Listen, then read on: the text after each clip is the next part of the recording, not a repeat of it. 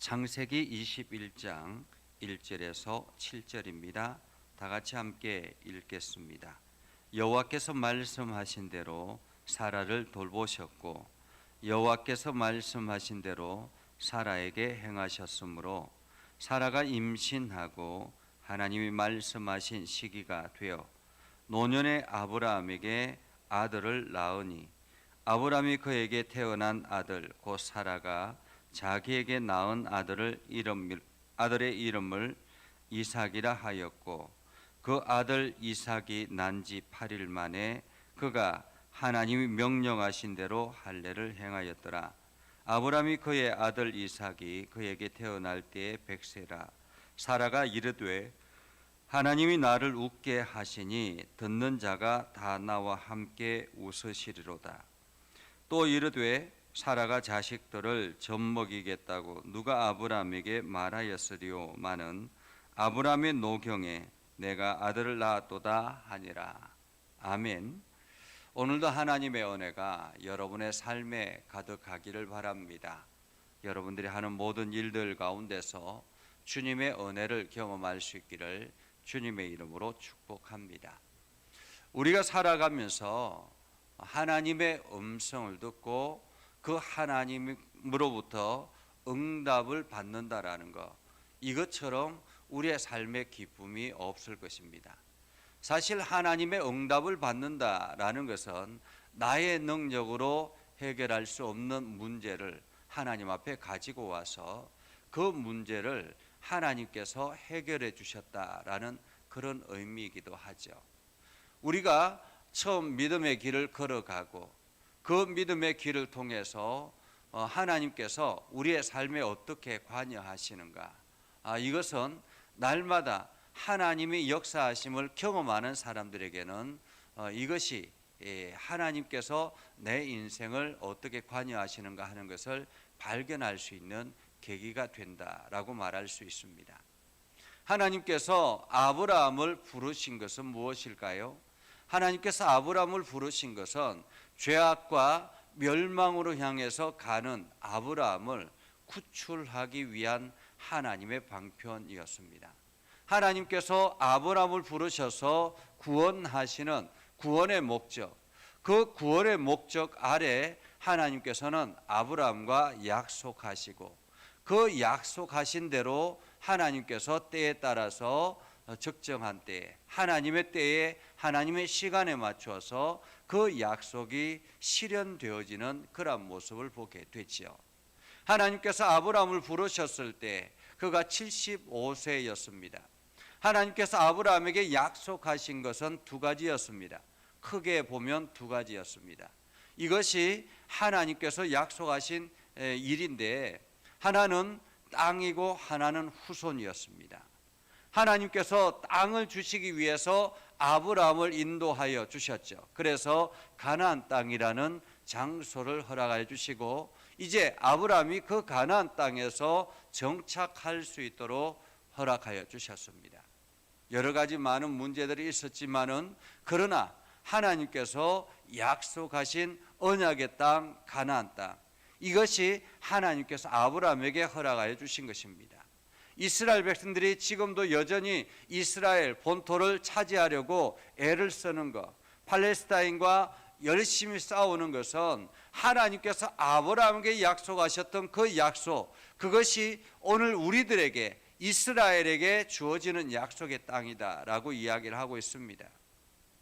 그래서 지금의 이스라엘을 차지하려고 수단과 방법을 가리지 않죠.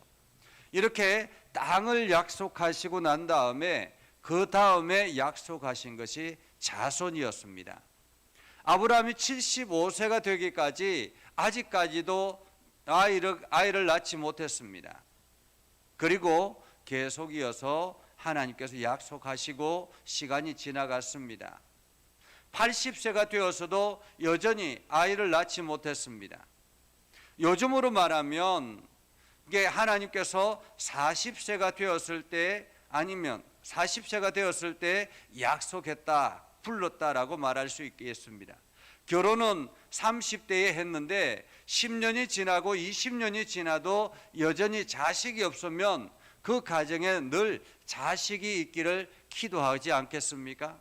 하나님께서 40이 되어서 약속을 하셨습니다. 그런데 10년이 지나도 50이 되었는데도 여전히 자식이 없습니다. 그러면 실망하겠죠. 하나님께서 그 나와 한 약속을 잊으셨나? 이렇게 생각하지 않겠습니까? 그렇다면 60이 되면 어떨까요?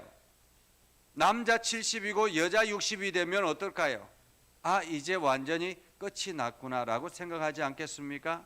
이미 여성 60이 되면 이제 여성으로서 아이를 낳을 수 있는 현대 지금으로 보면 아이를 낳을 수 없는 그러한 상태가 되어 버렸고, 남자 70이 돼도 여전히 마찬가지죠. 아이를 생산할 수 있는 그러한 능력이 사라져 버렸다라고 말할 수 있겠습니다. 지금의 아브라함의 상태가 그러하다라는 것입니다. 75세, 그때 당시에 75세는 자녀를 충분히 낳을 수 있는 나이였던 것입니다.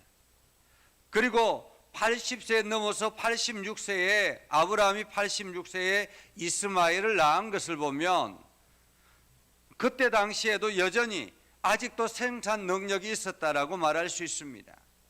그런데 100세가 됐다라는 것, 사라가 90세가 됐다라는 것, 이것은 완전히 희망이 사라졌다라는 것입니다. 나의 능력으로는, 나의 노력으로는 불가능하다라는 상태가 된 것입니다. 완전히 희망이 사라져버린 것입니다. 인간적인 방법으로는, 세상적인 우리가 알고 있는 기존의 지식으로는, 경험으로는 도저히 가능하지 않다라는 말이기도 합니다. 그럼에도 불구하고 아브라함에게 살아있는 것이 있다면 그것은 바로 하나님이 약속하신 언약이라는 것입니다. 이것이 언약이 대단한 것이죠.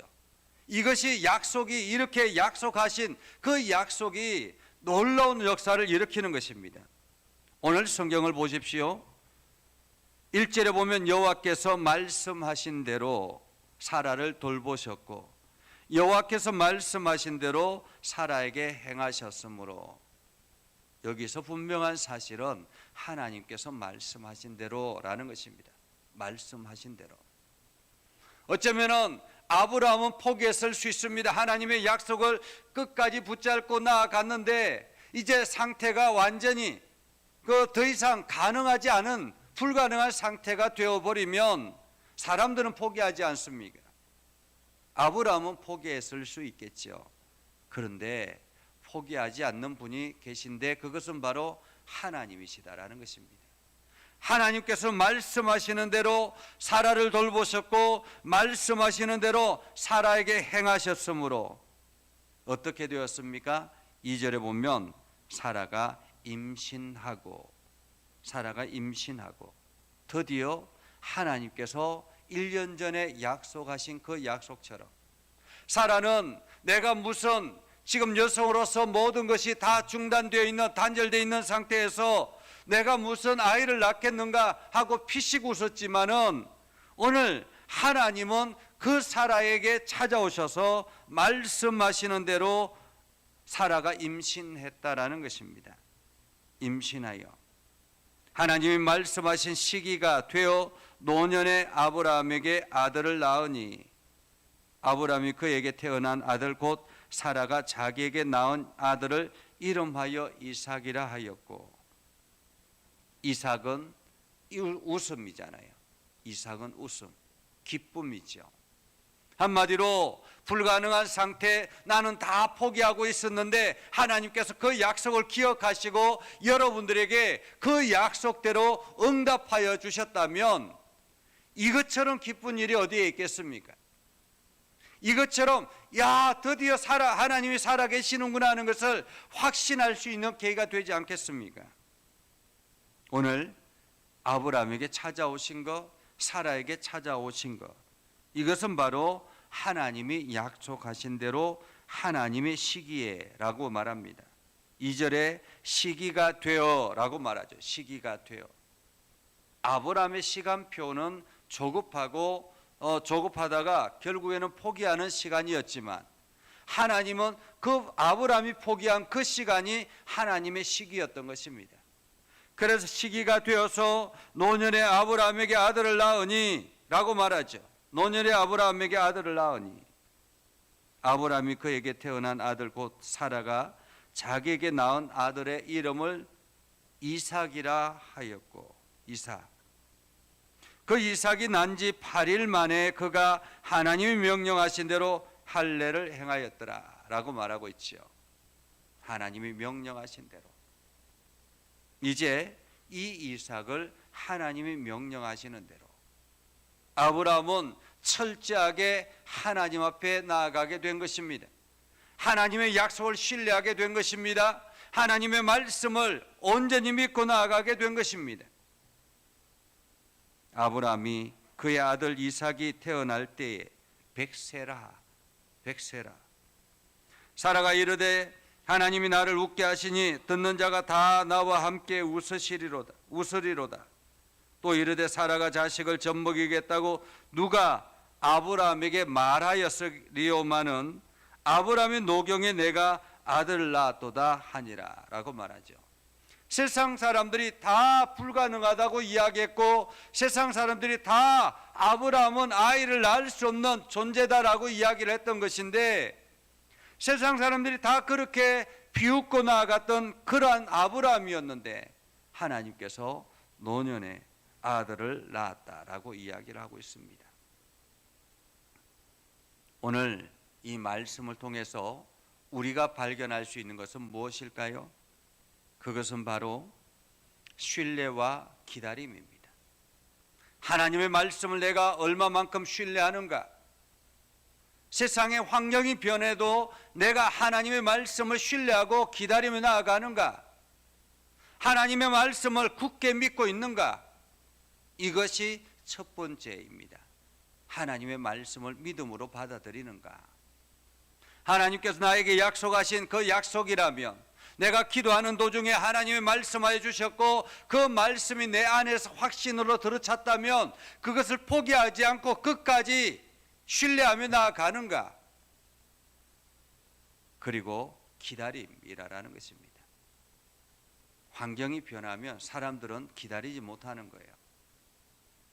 환경이 바뀌면 사람들은 불신하게 되는 것입니다.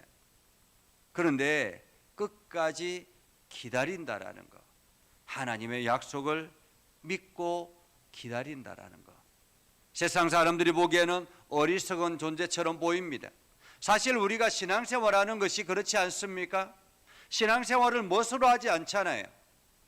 우리가 헌금을 하면서 열의 하나를 구별하여 하나님 앞에 11조를 드리면서, 때로는 감사 예물을 드리면서, 때로는 선교 예물을 드리면서, 전도 예물을 드리면서 이렇게 내가 투자해서 신앙생활을 하는 것 아닙니까? 세상 사람들이 보기에는 어리석은 존재죠. 아직 교회에 그렇게 돈을 갖다 바칠 수 있느냐라고 이야기하지 않습니까? 그럼에도 불구하고 우리가 이 신앙생활을 끝까지 유지하는 이유는 무엇입니까? 하나님을 향한 신뢰와, 그리고 하나님께서 나를 돌보시고 그 약속을 지키신다라는 기다림인 것입니다.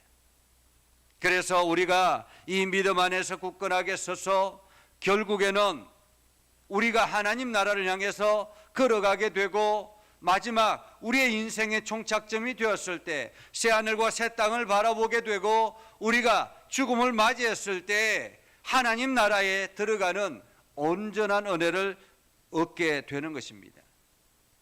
우리에게 주어지는 가장 큰 하나님의 언약의 말씀은 하나님 나라입니다. 구원을 얻는 것이죠. 우리가 하나님 나라를 향해서 가는 것입니다. 그래서 그 하나님 나라를 향해서 달려가고 그 하나님 나라를 향해서 우리가 힘써 나아가기 위해서 오늘도 예수 그리스도를 통해서 그 구원의 길을 걸어가는 것입니다.